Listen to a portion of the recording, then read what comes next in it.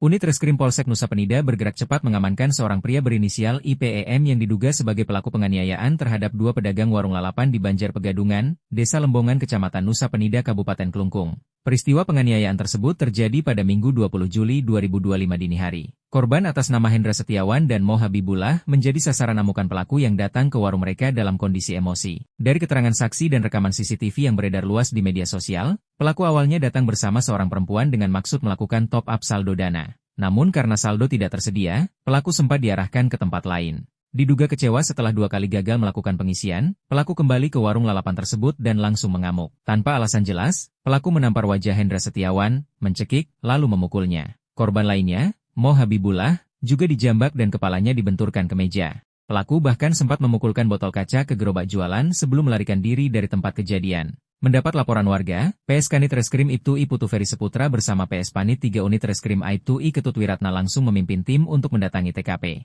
Polisi mengamankan sejumlah barang bukti, menginterogasi saksi-saksi dan berhasil mengidentifikasi pelaku. IPEM akhirnya diamankan di kediamannya tak lama berselang. Saat ini pelaku telah dibawa ke Polsek Nusa Penida untuk menjalani pemeriksaan lebih lanjut. Pihak kepolisian memastikan akan menangani kasus ini secara serius dan transparan. Tindakan cepat dari kepolisian ini disambut positif oleh masyarakat setempat yang berharap kejadian serupa tidak kembali terulang dan pelaku mendapat hukuman setimpal.